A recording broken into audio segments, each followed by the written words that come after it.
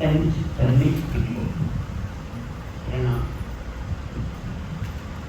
प्रणाम करूं परमात्मा स्वरूप सदगुरुदेव संयमी जीवन के सहयोगी साथी मंडल धर्म सभा में पधारित करे परम सौभाग्यशाली हूँ। आप सभी के भीतर में विराजमान भगवान आत्मा को मेरा प्रणाम।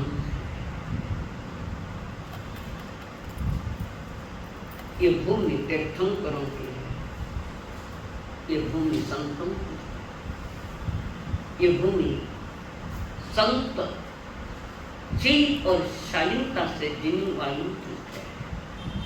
और इस भूमि का नाम है भारत। भारत है भूमि का नाम। भारत क्या है? भारत क्या है? भरत के नाम से नाम रखा ऐसा। दो बातें हैं। इस भारत देश का नाम भरत पड़ा है तो भरत चक्रवर्ती की बात। भारत का और एक अर्थ है संस्कृति। भारत का और एक नाम है संस्कृति। जहाँ संस्कृतियाँ पल्लवित हुई, पुष्पित हुई, उसी को भारत कहते हैं। जो स्व में रत है, भारत स्व में रत है, उसका नाम भारत। और स्व में रत वही होता है जो शील और शालीनता के साथ जीता है। और जो शील और शालीनता के साथ जीता है उसी के लिए भारत है। अगर हम शील और शालीनता के साथ इस देश में रह रहे पर भारतवर्ष नहीं कहलाते। भारत संस्कृति हमारे पास जिंदगी होनी चाहिए, हर व्यक्ति की बात है। और इस धरती पर अनंत तीर्थंकर आए हैं और अनंत आए। महाविद्यालय में तो सतत चालू है, वहाँ नॉन स्टॉप है। यहाँ स्टॉप लेके बीच बीच में तीसरा चौथे आरे में होते हैं और उत्तरपणी काल में दूसरे के एड और तीसरे में होते हैं। उन महान पुरुषों ने इस जगत को बहुत कुछ दिया। उन्होंने क्रांतिकारी कदम उठाए, संतों ने, तीर्थंकरों ने। पर हर क्रांति के पीछे उनके भीतर की शांति कैसे मिले। क्रांतियां बहुत हुई पर हर क्रांति शांति के साथ हुई। जिस समय ऋषभदेव भगवान इस धरती पर आए नहीं, यानी जो जन्म तो ले गया था पर इस पद पर आए नहीं। आने के बाद उन्होंने कई क्रांतियां की। पहली क्रांति की तीर्थ की स्थापना की। इस अवसरपणी काल की पहली क्रांति उन्होंने की, तीर्थ की स्थापना की। और उस तीर्थ में आने वाला चतुर्विध संघ जिन्हें भीतर में शांति के अनुभव होता था। ये नहीं चाहिए क्रांति, क्रांति भी अपनी मर्यादा में होनी चाहिए। क्रांति में भी हर सुनने वाले शख्स को शांति का अनुभव होना चाहिए। अगर शांति का अनुभव नहीं होता है तो ये क्रांतियां किस काम की? क्रांतियां ने परिवर्तन, हर युग में परिवर्तन होता रहा है। जैसे पार्श्वनाथ भगवान के समय में 4 महावतारी थे और नारी को हीन दृष्टि से देखा जाता था। उस समय नारियों को भी बैलों की तरह बाजार में बेचा जाता था। चंदना प्रत्यक्ष प्रमाण। तो प्रभु ने क्रांति की, कारण उन समय लोगों ने नारी को एक भोगों की वस्तु समझकर, तुच्छ समझकर किया था। उस समय प्रभु ने क्रांति कर नारी का अलग किया। नारी पर खूब उन्होंने संस्कार किए, नारी को झकझोरा, नारी को जगाया प्रभु महावीर ने। और फिर 4 महाव्रत की जगह 5 महाव्रत आए। पहले तीर्थंकर के समय में 5 महाव्रत थे, दो अंतिम तीर्थंकर के समय 5 ही महाव्रत थे। तो समय समय पर इस देश पर क्रांतियां होती गई। कोई युग पुरुष आता और क्रांति करते हैं और वो क्रांति सारे संसार में शांति को प्रस्थापित करती थी। आज की क्रांतियां में क्रांति नहीं हो तो पतन का मार्ग है। आज कोई भाग्यशाली है जो क्रांति के साथ जीवन में शांति को प्रस्थापित करता है।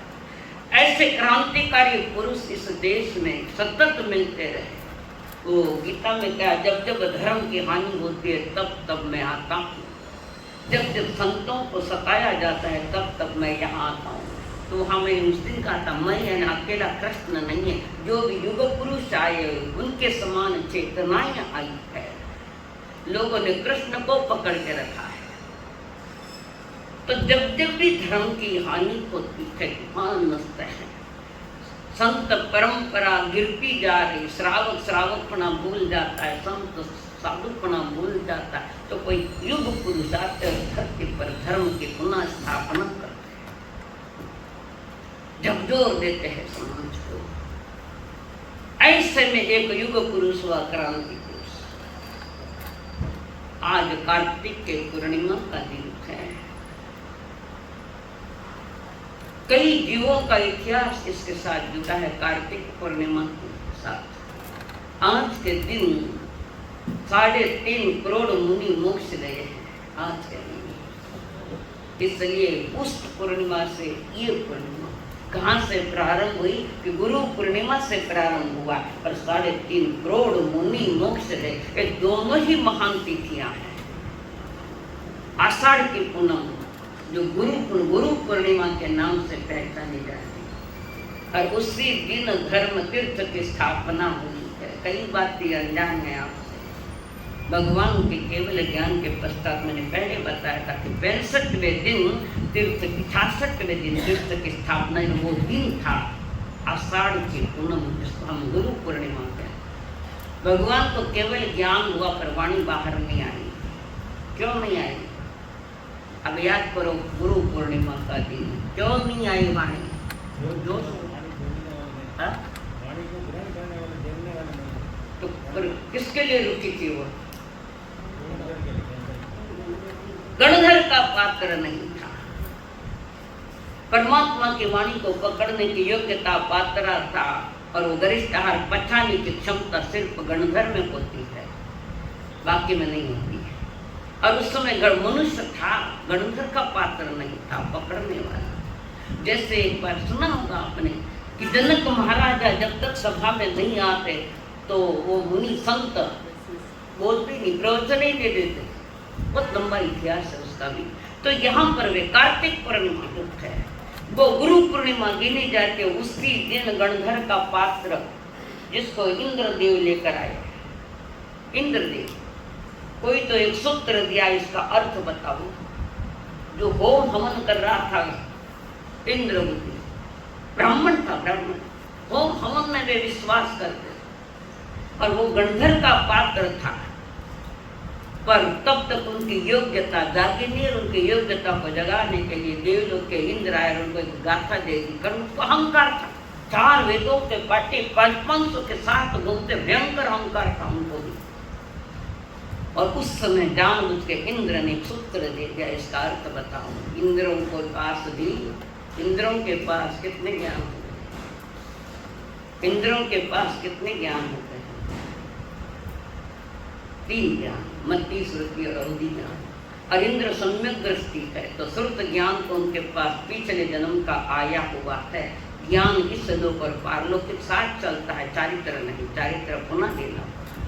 तो वे इंद्र से भी सम्यक दृष्टि है, श्रुत ज्ञान उनके पास है। और उन्होंने एक सूत्र भेज दिया, उसका अर्थ बताओ। मुझे समझ में नहीं आता था सब कुछ, पर उसका जो घमंड था ना, उसको उतारने के लिए उन्होंने ये खेल किया। असल में घमंड भी उतारना नहीं था, उनको ले जाना था प्रभु के पास।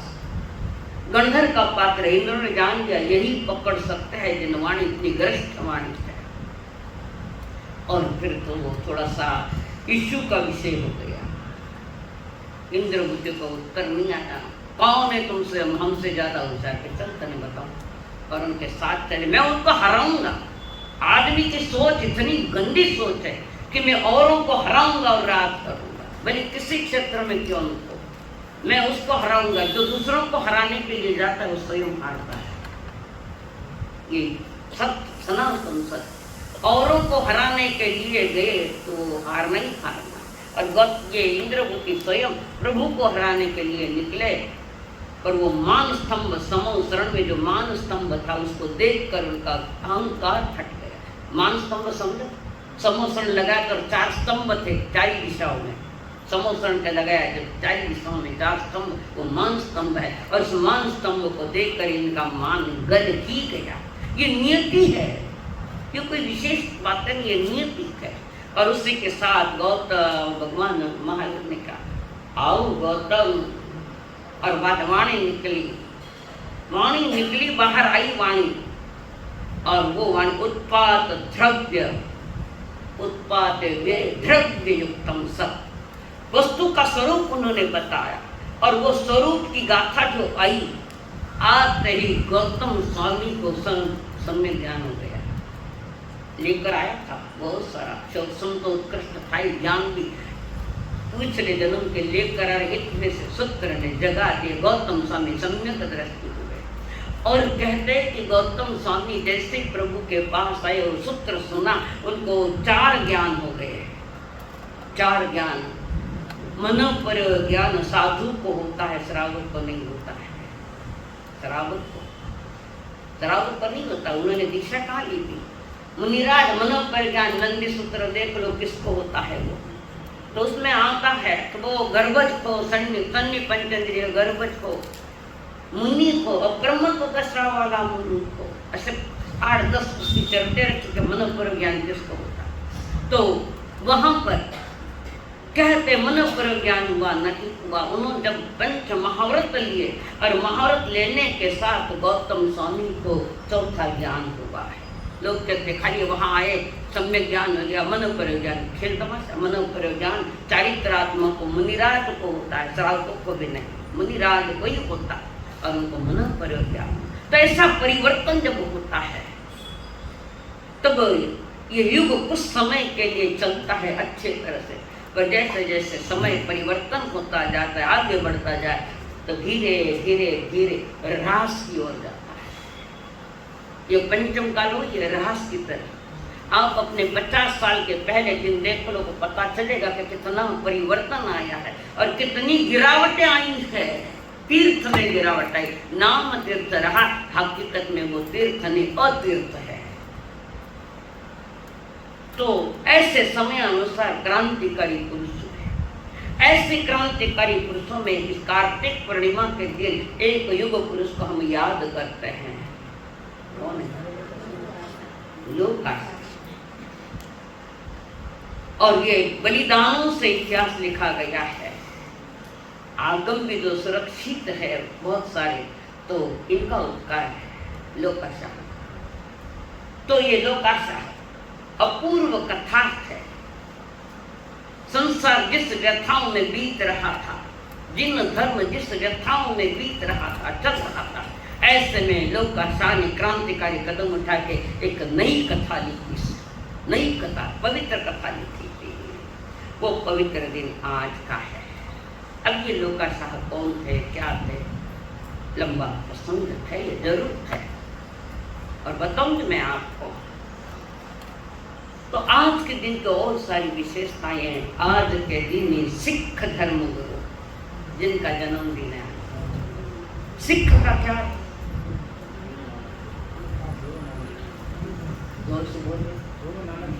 वो तो नाम है, सिख का अर्थ क्या है ये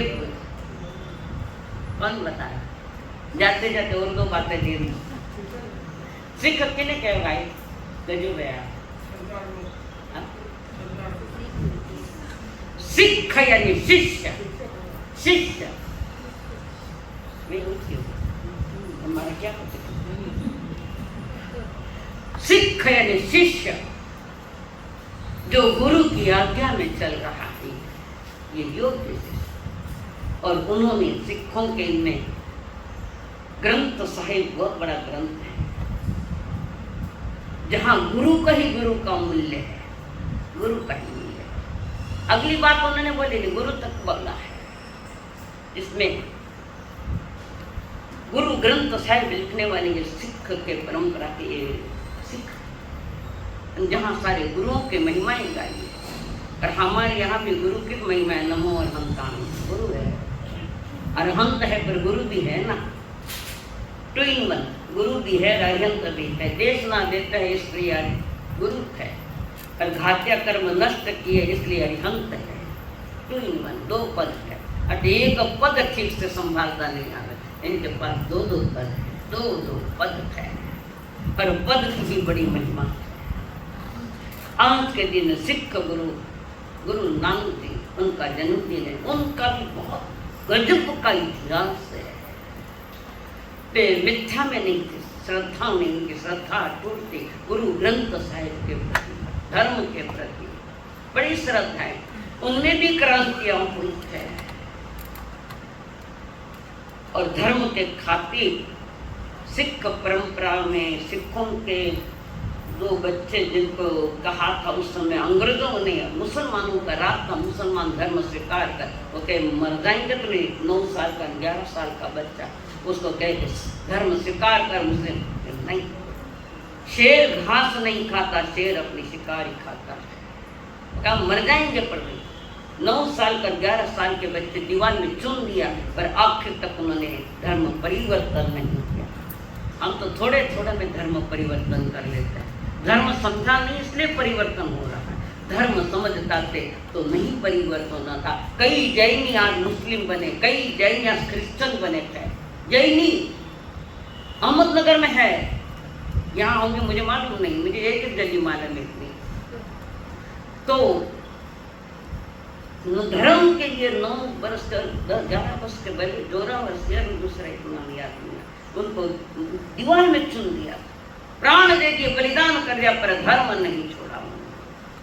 इतनी मजबूत है निज गुरु के प्रति जो समर्पण है, मौत को भी स्वीकार करेंगे पर धर्म परिवर्तन नहीं। ऐसे क्रांतिकारी फूल गिनती हुए। तो आज नानक जी का जन्मदिन है।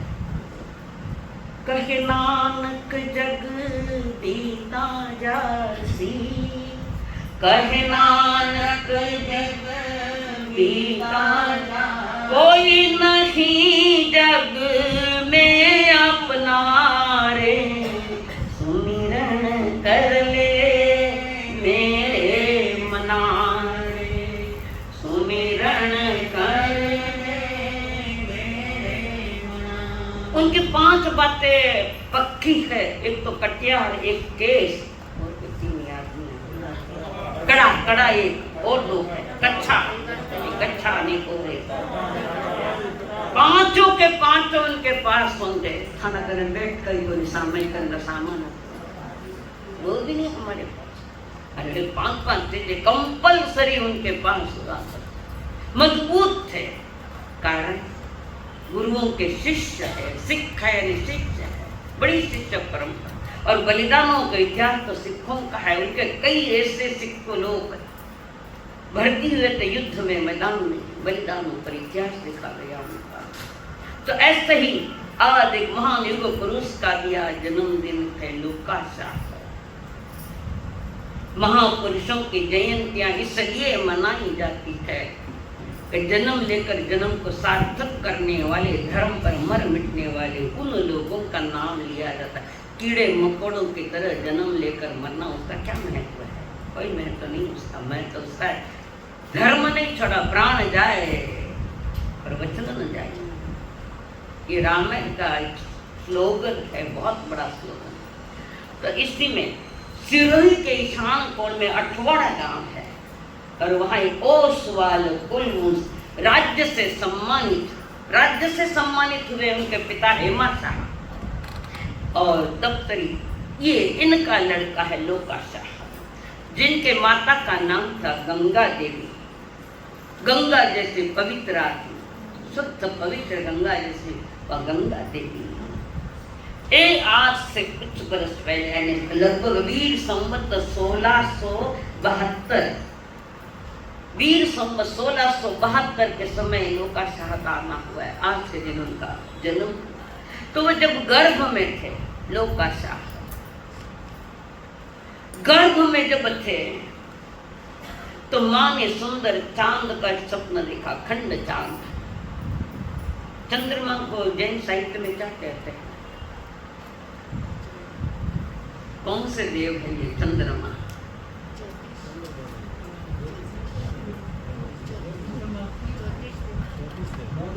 ज्योतिषी देव। अच्छा, ये ज्योतिषी देव कहाँ पर है?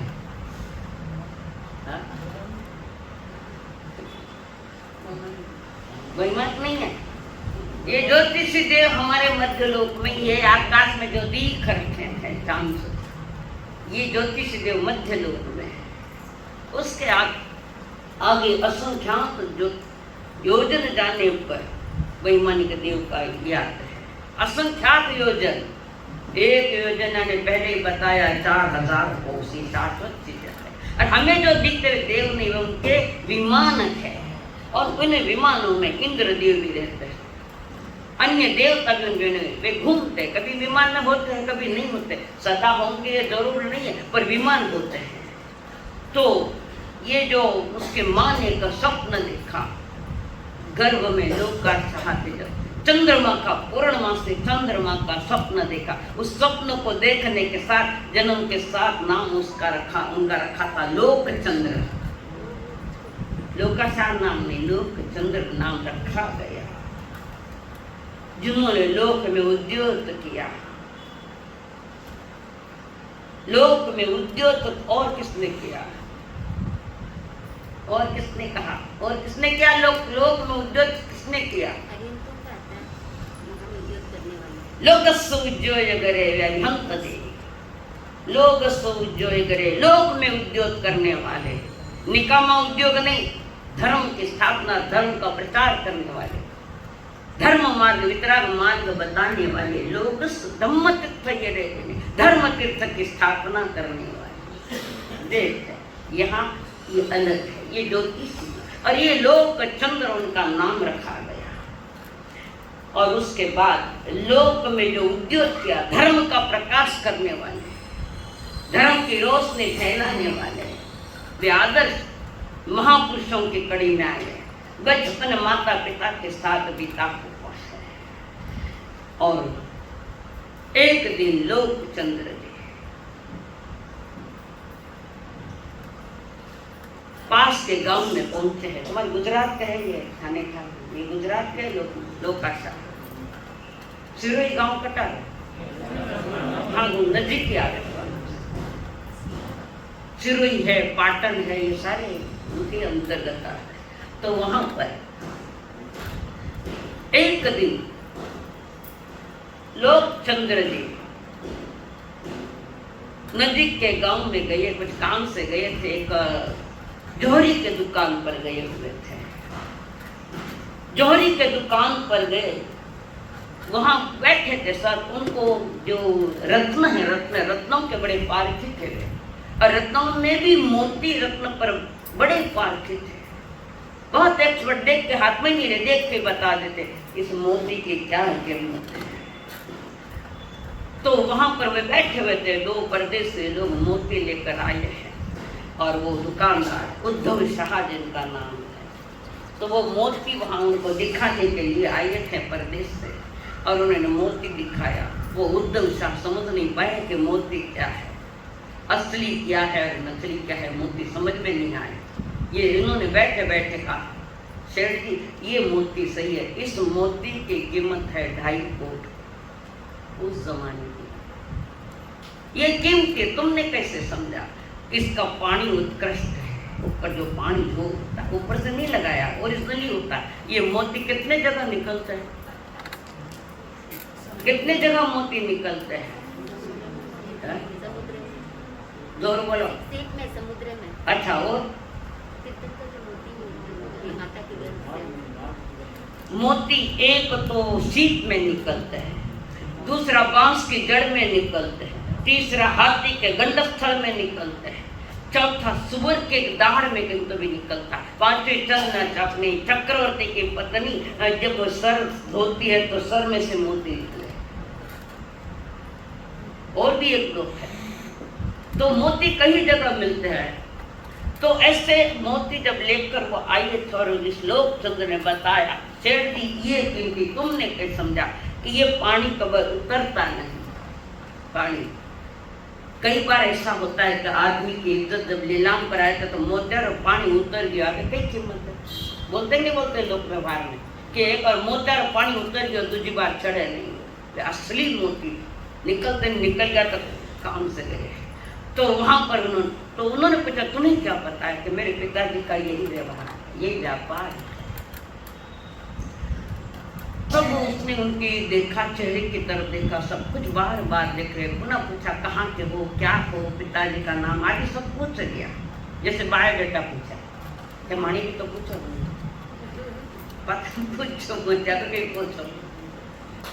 तो वहां पर उन्होंने देखा, सारी जानकारी ली। क्यों ली जानकारी? उनकी एक कन्या थी, शादी होने की उम्र में आ गई, बड़ी जवानी में कन्या आई हुई है और शादी करना है तो एक अच्छा लड़का देखना। तो उनको ये लड़का दिखा, एक तो रत्नों का पार्थिव है और उसी के साथ खानदान परिवार का लड़का है। उसके बाद वे लोकचंद्र जी चले गए अपने गांव। तब ये उद्धव जी स्वयं एक नारियल लेकर आए। नारियल लेकर इनके घर पर आए और उनके पिता श्री हेमा शाह को कहा, मैं नारियल लेकर आया हूँ, मेरी कन्या को लिख देना है आपके।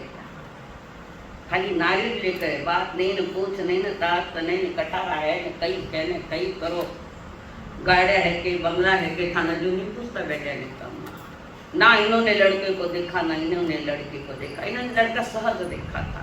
तो उन्होंने कहा कि आपने मेरे घर बार खानदान देख लो, कहीं हो तो दिखे सामने, चेहरा ही बता देता किस खानदान का है ये। तो वहां पर उन्होंने नारियल रखा। आप जितने बड़े लोग, हम इतने नजुक है, ये बड़े लोगों की पहचान जो स्वयं को छोटा बताता है, बौना बताता है, जो स्वयं को बौना बताता है, समझना वो बड़ा आदमी है। आज तो कुछ नहीं, तभी मैं आकर बड़ा हूँ, कहा मैं बड़ा हूँ, बड़ा तो एक दे क्या तेल में तली जो लगा। तो वहां पर उद्धव सेठ ने कहा, हेमा शाह जी हम अपनी कन्या आपको दे रहे, मैं आपके ही घर दूंगा मेरी कन्या को, बस इतनी ही बात हुई है। कोई पूछ नहीं न ताछ नहीं, लेना न कोई देना। कतरो देहे देवलान, कतरा धनमाल देवलान, सोनो कतरो देवला, वे सोनो देते सो जाओला, सोनो लेने और क्या है। असली सोना तो कन्या होती है जो खानदान परिवार की होती है, जो घर को चार चांद लगाने वाली होती है, वैसी कन्या होती है। और वो सगाई हो चुकी। कुछ समय के उपरांत लोकचंद्र की शादी हुई। शादी के कुछ समय बीतने के बाद लोकचंद्र जी अपने महलों में सोए हुए हैं। पद्मावती देवी ने आकर स्वप्न में कहा, सोया क्या है, उठ और जगा संसार को, सोने के लिए तुम नहीं आए, जगाओ। चारों तरफ हाहाकार मचा है, धर्म के पतन हो रहा है, तो सोया कैसे? उठ। और कहा 5 बरस तक यहाँ अकाल पड़ेगा, अकाल पड़ेगा, रोटी दाने दाने के लिए मनुष्य मरेगा, भूखा भूखा मरेगा। उठ तू उठ लोकचंद्र। और उनके पास बहुत सारा अनाज भी था, घास भी था, पशुओं के बेचते थे, वो भी एक धंधा था उनका। तब उसने कहा मैं क्या करूं, उठ तू, अकाल पड़ने वाला है, कीड़े मकोड़ों की तरह मनुष्य और पशु मर जाएंगे भूखे, तुझे करना है। और तेरे भंडार खोल दे, सारे अनाज के भंडार भी खोल दे, और ये पशुओं के लिए जो घास रखा वो भी खोल दे। ऐलान कर दिया, जिसको जो चाहिए वो लेके जाओ। ऐलान किया, पैसा नहीं, पैसे का बात ही नहीं, वो कि मैं ऐलान कर दिया मैंने, पर भंडार कभी खाली हो जाएगा, तो उसकी क्यों चिंता करता है? उसकी चिंता मुझे पद्मावती देवी ने कहा था। संतोषी देवी रा नाम है, पद्मावती रा नाम रतने काटना करा रहे हैं। ये कपटाचार है 100%। और एक पागलपन सुझा है आजकल। वार तो वही है, किसो वार है? संतोषी माता रो, शुक्रवार संतोषी माता रो, अभी भी ने नाम दिया पद्मावती। विधिवात है, नाम बदलने से क्या होता है? वितराग मार्ग है वहां पर, नाम बदलने से क्या होता है? काम थोड़ी बदला है। खटाई नहीं खानी ना, क्या क्या नहीं करते मुझे नहीं मालूम, कि मैंने अपने लाइफ में किया ही नहीं कभी, ना किया ना करवाया मैंने कभी। वितराग मार्ग अलग है, ये मार्ग अलग है। अपने कर सकते ना, तुम्हें करना है तो शुक्रवार क्यों? शुक्रवार गुणों ला रहे पड़े हो क्या? मैं सच बोलती हूँ तो लोगों को थोड़ा बुरा लगता है। 10 बार लगने तो मैंने कई लोगों का लेकर रवाना। हकीकत बता रही हूँ, तुम्हें अंधेरे में रखना नहीं चाहती, मैं स्वयं अंधेरे में रहना नहीं चाहती, तुम्हें भी अंधेरे में नहीं रखना चाहती। वितराग मार्ग की साधना, सामयिक स्वाध्याय, प्रतिक्रमण और ध्यान पचखांड, इसके आयु 25 वर्ष पहला जान देख लो ना, कौन कौन करता सुंदर पद्मावती देवी रा शुक्रार बताओ मैंने कौन करता, कौन साधु करता, कौन श्रावक ने करावता। तिन्नाणु कार्याणु का मार्ग डुब्बाणु डुबयाणु हो गया। समझने की बात है, समझ लीजिए, समझो। मेरे शब्द कटु है पर मेरी कैसे आज दीजिए। जो सच है वो सच सामने रख रहे हो। तुम्हें कटु लगे तो जाता जाता काली कर दे तो वो लोग उसने जगाया, उसको झोर जगाया, लोग चंद्र जाग गया और उसने अपने भंडार खोल दिए। जैसे संध्या तक खाने के रात्रि में पद्मावती देवी लाभ कर रही थी। अच्छे कामों के लिए पद्मावती देवी ने सहयोग दिया, उसको तो डर मत, तो खोल दे। 5 वर्ष तक भंडार खुले रहे, 5 वर्ष, और पद्मावती देवी ने सहयोग दिया, परोपकार की भूमि में लाया।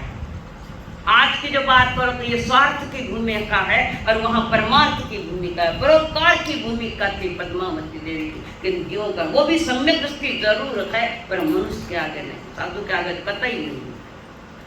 तो वहां पर 5 वर्ष तक भंडार खुले और सारे पुनः जो अकाल पड़ा था, पुनः नियति ने सहयोग दिया, निसर्ग ने सहयोग दिया, सारा हरा भरा हो गया। तब वहां के राजा जो थे अकबर बादशाह, अकबर बादशाह उसको पता लगा कि इन्होंने ऐसा ऐसा कहा और फिर उनको दरबार में बुलाया गया। लोकचंद्र को दरबार में बुलाया गया। अकबर बादशाह ने कहा तुम्हारी महिमा कहाँ तक गाऊं, तुमने मेरे सारे राज्य को बचाया, 5 वर्ष अकाल में संभाला, अकाल के काल में तुमने पशुओं को और मनुष्य को बचाया है, भूखा नहीं रहने दिया। अब हम तुमको लोकचंद्र नहीं कहेंगे, हम आपको लोकाशाह कहेंगे। तो आज से पहले तुम शाह हो, बाद में हम बादशाह। इसलिए पहले कागज लिखता नहीं तो साई तीसरी या शाह लिखते थे, वो वहां से मिला हुआ है। अबे तो कोई लिखन का काम पड़े ही नहीं, पोस्ट बंद पड़ गया, तरह इससे चलता है काम। तो कहने का तात्पर्य कि लोकाशाह का नाम सम्मानित किया गया। तुम पहले शाह को, हम बाद में शाह। ये तो क्यों तो लोकाशाह ने अनाप लिखन ला दिया। चिंतन करो कि लोकाशाह का जीवन धीरे धीरे लोकाशाह अपना सत्कर्म करता रहा, संसार की यात्रा करता रहा। लोकाशाह एक बार उन्हें सिरोही के राजा मोहम्मद शाह वहां बुलाया गया और उनको एक पद सौंप दिया, एक पद सौंप दिया। तो वह सब लोग हिंदू और मुसलमान का भेद नहीं करते, सबके लिए समान भूमिका थी, उच्च पद था उनके पास। हो सकता है जैसे आज वर्तमान में मुख्यमंत्री है तो वहां के बना दिया मुखिया, और हिंदू मुसलमान में कोई भेद नहीं, बहुत चर्चा चली। उसी पीरियड में मोहम्मद शाह ने अपने पिता, उस पिता को जहर देकर मार डाला। बूढ़ा हो गया, अभी भी मरा नहीं थे, और बुढ़ो कद मरसी तो जहर दी के मार कर उसको राज सिंहासन चाहिए था, पद चाहिए था। और इस बात की इस घटना की जानकारी जब स्वयं लोकाशाह को पास गई कि एक पुत्र ने राजगद्दी के लिए पिता को मार डाला है, और कहा कि ये राज्य किस काम का है, जिस राज्य में जर जोर जेवर ये तीनों ही कजिया के छोड़ू, जिसमें स्वार्थ वश होकर एक बेटा भी बाप को मार डालता, मार पद के लिए। आदमी पद के लिए क्या क्या करेगा क्या नहीं करेगा कुछ भी नहीं पता है। उनका जीवन ना तो स्वयं का सुरक्षित है, ना भविष्य में भी सुरक्षित है। कई बार नेताओं को आती नहीं धमकियां, मार डालेंगे, चुप कर देंगे, खतरे का जीवन है। और पद वालों का भी खतरे का जीवन है। आप कौन लगे मैं पदाधिकारी हूँ, लोगों ने जाए पूछो कि थाने कौन पूछे, गलत है। एकांतवाद नहीं चलता यहाँ। और जिस समय लोग का शायद ये देखा कि वध के पीछे आदमी क्या नहीं कर सकता है, जाने ले सकता है किसी का, ऐसा हुआ है। बाप पैसों नहीं जो तो बाप ने मार कर जैनी दूसरों की तो बात कर, जहाँ कीड़ी को मारने का भी लोग विचार करते हैं, जहाँ हरियाली पर पांव नहीं देना इसका विचार करते हैं, एक इंद्रिय देवते का ध्यान और पंचेंद्रिय की हत्या करते हुए शर्म नहीं आती बच्चों को। ये घटना घटी जलगांव के पास। बाप ने बाप से पैसा मांगा दारू पीने के लिए, बाप ने दिया तो माँ बाप जो वहां पूजा करने आए थे दोनों को मार डाला। नशीली नशा ऐसा चढ़ा है, कहने मान करके हम आज जैन थे, चंद लोग है नहीं, ये नहीं कह रहे खत्म, कोई बात पूरी खत्म नहीं थी, पर अब कमी होते जा रहे। कौन समझाएगा उनको? बाप की सुनता नहीं। महाराज कहता महाराज ने हाथ देखा, क्यों नहीं आ रहे आज के युवक क्यों नहीं आए? जवाबदार कौन? पदाधिकारी। वो जवाबदार नहीं, सभी पदाधिकारी से जवाबदार जाने मित्र बोलने लाता था। आज मैं 2-4 घर गई थी तो मैंने पूछा था आप आते नहीं हो? नहीं मानसा नहीं, क्यों नहीं आता, बस बाद में मुझे कारण समझ गया, मैं उसका जिक्र नहीं करूंगी, मुझे क्या लेना देना है। आया जगह भाग्यवंत, नहीं आया बिना उदय अच्छा नहीं। तो वहां पर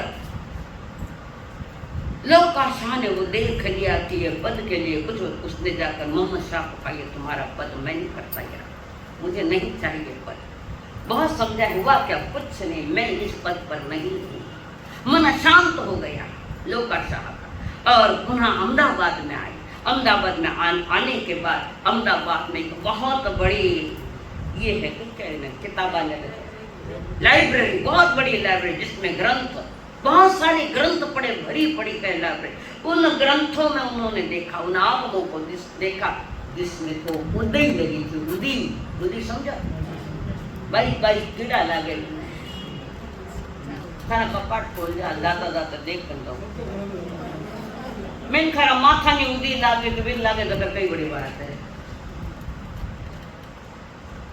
आज भी कह रही हूँ, हकीकत कहूंगी, देखा तो चांटो भी लगा दूंगा ताकि जाग जाए आदमी, सोयो नहीं रहे। सोने वाले का ये तीर्थ नहीं है, जागने वालों का। शरीर से सोना अलग है और अज्ञान से सोना अलग चीज है।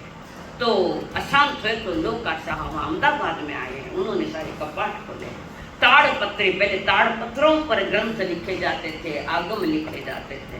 उस समय कागज न था, वो एक वृक्ष के पत्ते होते सूखे, उन पत्तों को सुखाकर उस पर वो अलग शाही आती थी, चमकीली। और पहली वह एक लकड़ी आदमी ने मानो अपने तो बोरू थे, मैंने योग करके वीरू लगता।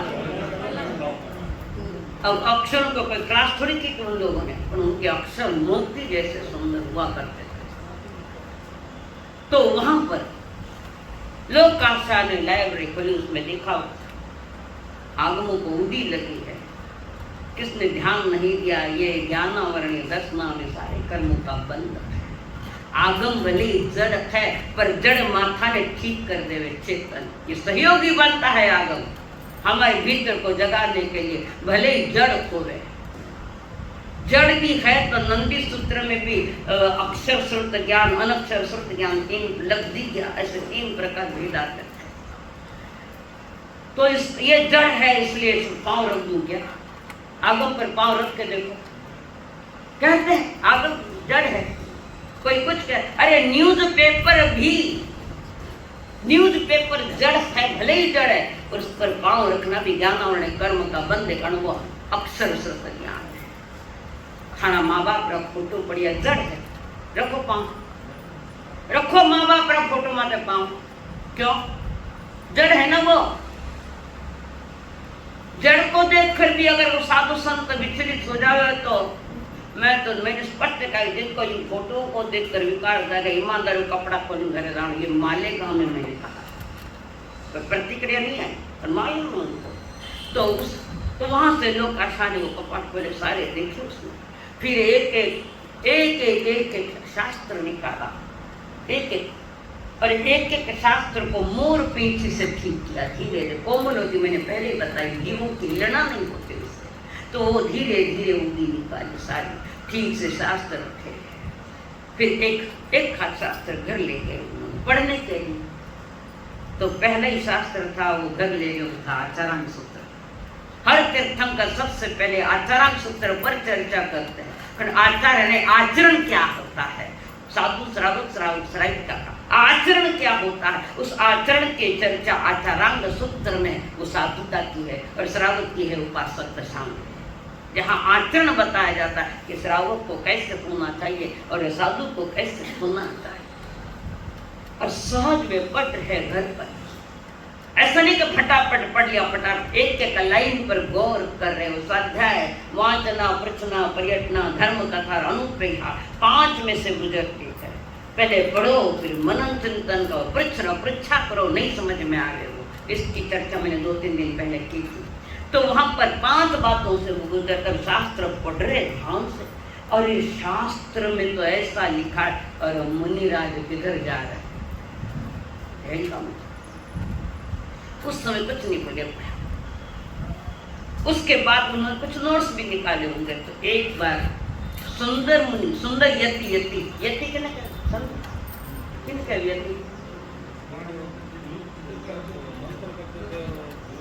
यति यानी पूर्ण शिथिलाचारी, साधु होकर शिथिलाचारी पूरा के पूरा बिना यति के, जिनकी क्रियाओं में कमजोरियां बहुत आ गई है, वे यति लोग हैं, साधु नहीं कहलाते, यति कहते। और वो सुंदर यति जी जिनका नाम था, वो भिक्षा के लिए यहाँ आए थे, और वहाँ एक कागज पड़ा था जिस पर कुछ लिख कर रहे थे, लोग का चाहते, और वो जहाँ पर देखा वहाँ लिखा। यति जी ने देखा और कहा, क्या अक्षर है, मोती जैसा सुंदर अक्षर। तब यति जी ने कहा, यति जी अपने स्थान पर आए, सारे पंचों को बुलाया और अपने इस नगरी में यहाँ पर लोक आशा के अक्षर अति सुंदर थे और हमारे आगम जीर्ण शीर्ण हुए हैं, पुराने हो गए, हम इसकी प्रतियां लिखने को दे लोकाशा को, आपका क्या मत है। साधु भी श्रावक ने पूछा बिना काम नहीं करता, पर वे श्रावक भी उच्च कोटि का था। इतना तो नहीं, पर एक नियम पालन, कहीं भी बाहर जाने का काम पड़े तो मैं संग के किसी व्यक्ति को कहते जाती हूँ कि मैं वहाँ जा रही हूँ, ये मैंने नियम बना। कल कोई पूछे तो दीवार टेको है मार करने, मैंने श्रावक ने पूछ लिया। कोई भी कार्यक्रम लिया तो हमने आपको पूछे बिना किया था, कोई भी छोटा को बड़ा बिना पूछे कुछ नहीं, परवार कारबार नहीं करिया, ये भी बोलो। और ये यहाँ ही नहीं, मैंने जब से दीक्षा ये नियम ही बना रखा है, परस्पर कारोबार नहीं करना, कम ज्यादा हो जाता समाज जगह है ना। अम्मा प्योर पद भी देते, मैं भी तो आनंद में रहूँ पाए, कानून तो ये, चलो वो विषय अलग। उसके बाद वो सारे पंचों ने कह दिया, बड़े बड़े विद्वानों को भी बुलाया, सारे लिखा, और 32 आगम उनके पास दे दिए, 32 के 32। अब वो पहला जब पढ़ा, उनको मालूम था आचारांग सूत्र में ये है, अमुक में।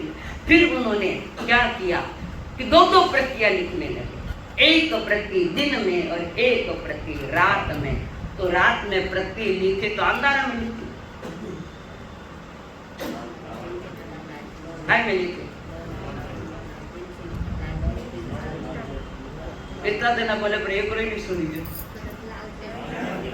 ना, लालटेन टेमुकाई है, लालटेन टेमुकाई।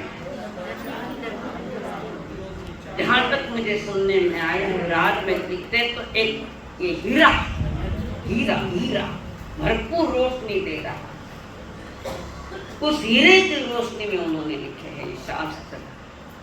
कितना ईमानदार श्रावक होगा, खाने तो खाली कपाट ठीक करो, कीड़ा मकोड़ा पड़े रहे तो काढ़ो तो तुम मैंने टाइम को नहीं, खाने टाइम को नहीं है। काय प्रकाश देवो ना थोड़ा मानने,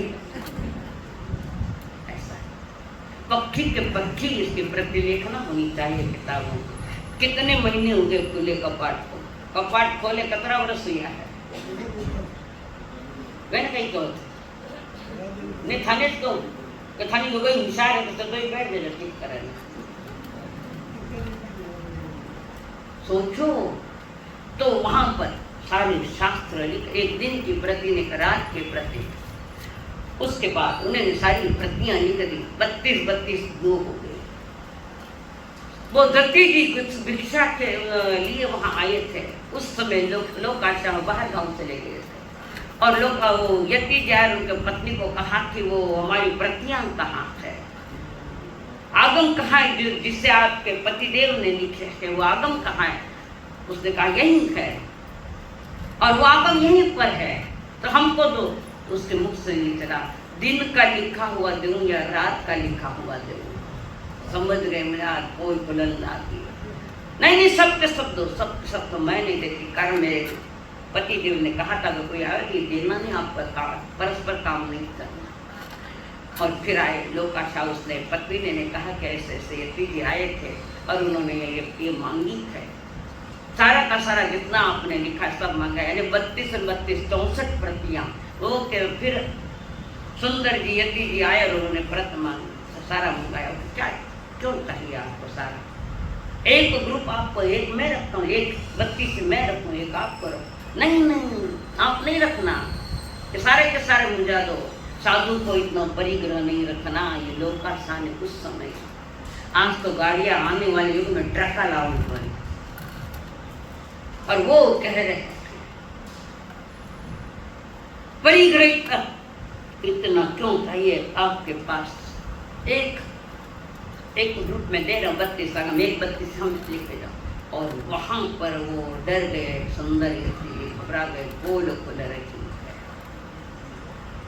तो वहां पर उन्होंने कहा बाचे सुतर तुम मरे पुत्र, पर ये मरने वाले में डरने वाले में नहीं थे लोग का साहब। आज भी मंदिरों में शास्त्र नहीं पढ़ने देते गृहस्थ को, क्यों?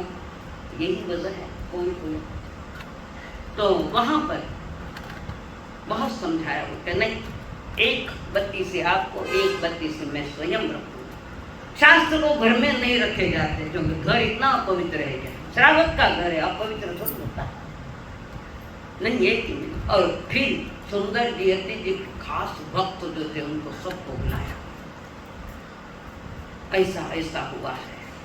अब कोई मोह वशायोड़ा है, गलत बात रहते साधुरी मान ले, जो साधु जीवन के विपरीत है वो भी मान ले, माने कि नहीं माने? फिर उन्होंने सुंदर जी यति जी का साथ दिया, एक ने नहीं दिया, लखम से ऐसा कुछ मांगा, उन्होंने साथ नहीं। और उसके साथ इन्होंने लोकाशा ने उपाश्रय में आकर शास्त्र वांचना चालू कर।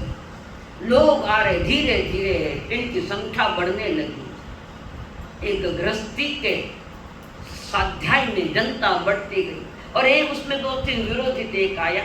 वो क्या, मैं ये नहीं कह रहा हूँ कौन क्या है कौन गलत है, आप आइए, आप बैठिए, आप सुनिए कि शास्त्र में क्या क्या विधान है। और पुण्य तो जबरदस्त था ही, 5 साल अकाल में जीवों को बचाया उन्होंने।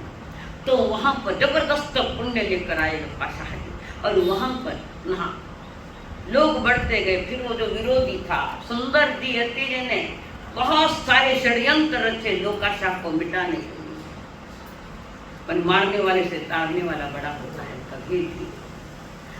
तो जनसंख्या बढ़ रही है, उनको ईर्ष्या, हमारे इसमें लोग इतने नहीं, इसमें इतने लोग।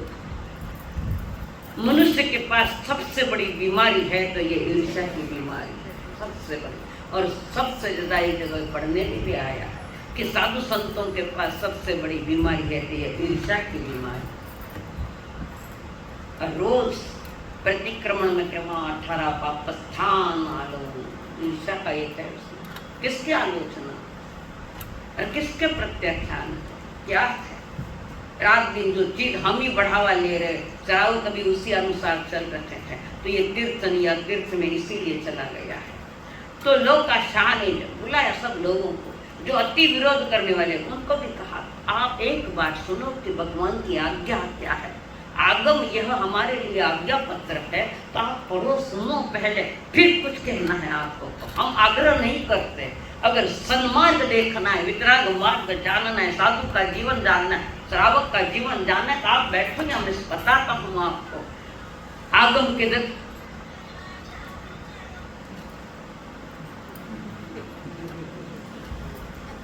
कतरी बजी मैंने दवाखाने में जाना है और तो बंद है दवाखाना जाना है सर मैं 9:45 को बोली तेरी 10 बज गया सॉरी बता क्या करे 1 बजे बेचारे तक जाते सवेरे उधर गया अभी गुप्तरी करके यहाँ आए पुनः जाना पुनः सामान समेटना मारा सन कई काम है ये आराम गोचर है खाया आराम मारा तो कई काम आएंगे तो उठा पड़े घर की दुकान है बोले तो ढांढा थोड़ी हमें ना खा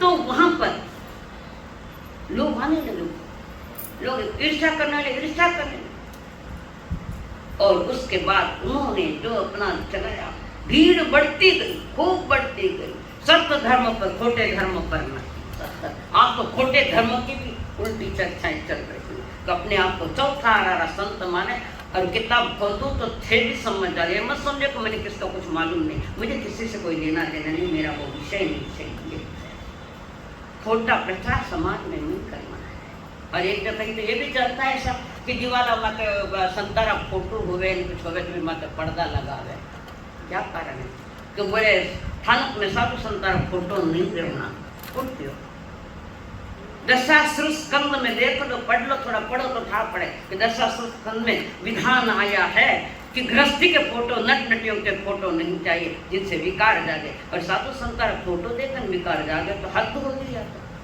तो तुम्हारा साधुता कहाँ है कहाँ तुम्हारी एकाग्रता है कहाँ तुम्हारी मजबूती है दशाश्रु स्कंद पढ़ लेना वहां नहीं है इसका कोई तो वहां पर भीड़ बढ़ती गई विरोधी लोग बढ़ते गए कई बार लोकाशा को खत्म करने के लिए षड्यंत्र भी रचे फिर लोकाशा अपना काम कर फिर निर्णय ले लिया कि हम दीक्षा लेंगे दीक्षा लेकर प्रचार करेंगे और कहते लोकाशा ने संयम लिया दीक्षा ली पहली शिक्षा ली पहली शिक्षा पच कैली दीक्षा जिसकी शिक्षा सही है उसकी दीक्षा सही है जिसकी दीक्षा सही है उसकी भिक्षा सही है ये 3 बोल मैंने बड़ी दीक्षा में बोले थे जब आचार्य भगवान के पास दीक्षा बड़ी बड़ी दीक्षा होने वाली वो बांगरा को मैं थानो ध्यान तो खाना में तो थान कभी याद रहेगा भाई लो क्या बोला हो जिससे पुलिस तुम्हें सावधान करते मैं भी पुलिस बनकर आई हूँ प्रभु की सावधान करूं अटेंशन प्लीज तो यहाँ पर लोकाशा ने और लोकाशा के साथ कई जुड़ गए 45 जन पक्का और 45 जन पक्का हुआ 45 जन ही दीक्षा ली 2-2 के सिंगाड़े फिर एक 3 का सिंघाड़ा तो 21 सिंघाड़े 2-2 के और एक सिंघाड़ा 3 का तो कितना हुआ 22 सिंघाड़ा इस वास्ते अपने 22 पंथी